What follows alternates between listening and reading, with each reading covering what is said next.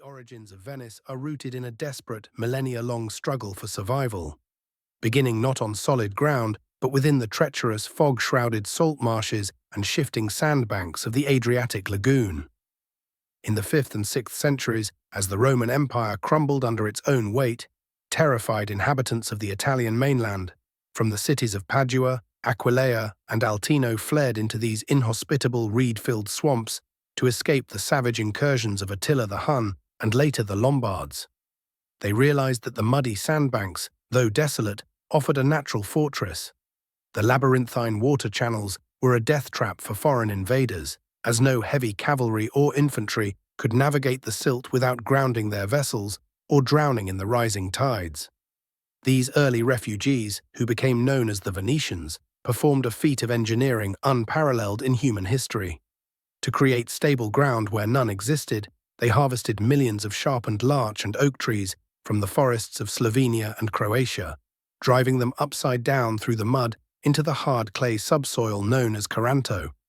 This created a petrified underwater forest, preserved for eternity by the lack of oxygen in the saltwater, which served as the immovable foundation for a city of heavy marble and Istrian stone.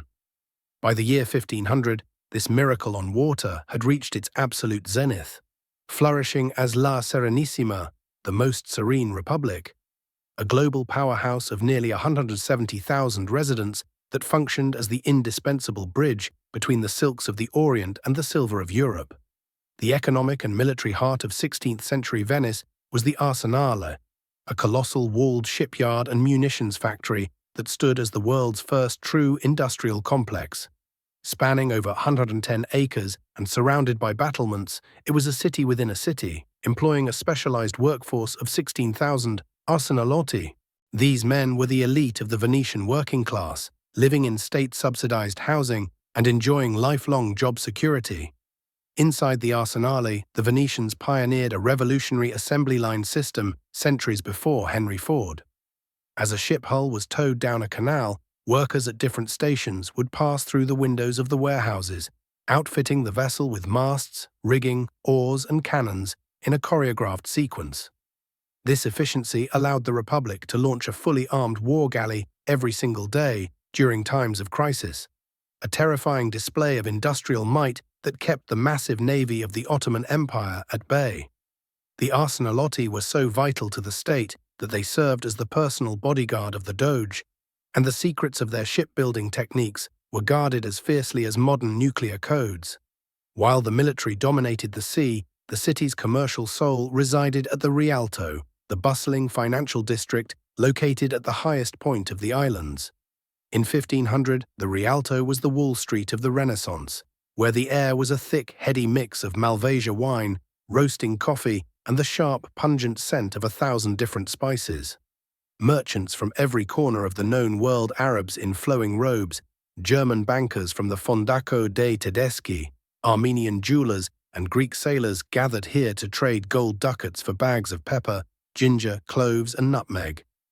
Pepper was so valuable it was known as black gold, and the Venetian monopoly on its transport made the city's bankers the wealthiest men in Europe. Along the narrow Ruga degli Orefici, goldsmiths and money changers sat at tables piled high with international currencies, creating the world's first sophisticated system of double-entry bookkeeping and maritime insurance. To protect this wealth, the city established the first ghetto in 1516, a segregated island for Jewish merchants who were essential to the banking system, but were forced to remain within the ghetto's gates after the evening bell rang. Venice was also a titan of luxury manufacturing, far surpassing Athens or Rome in industrial sophistication and protectionism.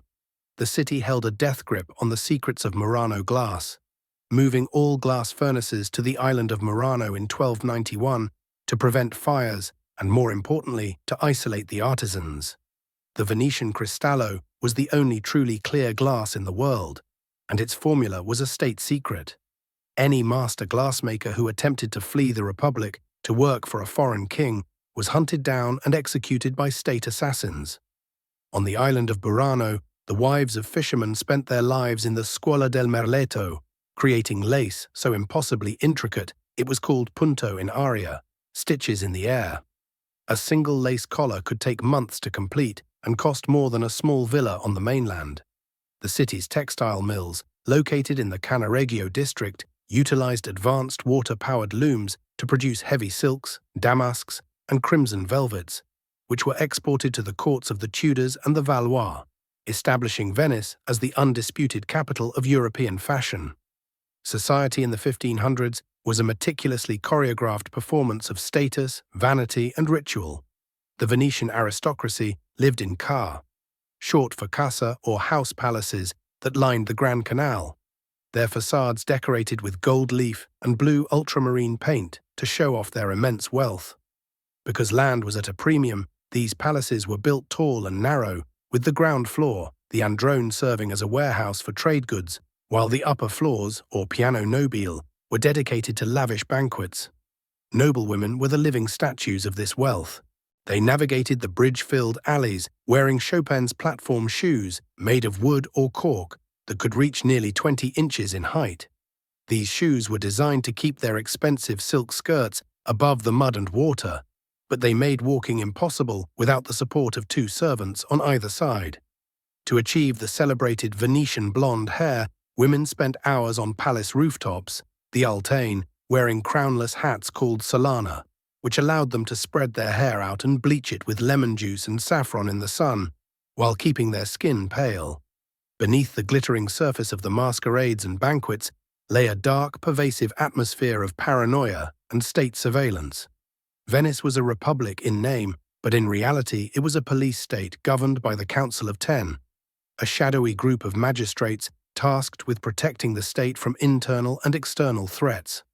They maintained order through a vast invisible network of confidants spies who occupied every level of society, from the gondoliers on the canals to the priests in the confessionals.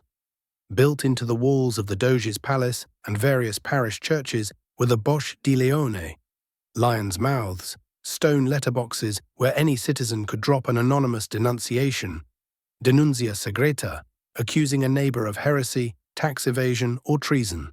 If the council deemed the accusation credible, the accused would be snatched from their bed at night, interrogated in the stanza del tormento, and held in the piombi, the leads, the stifling prisons located directly under the palace's lead-lined roof.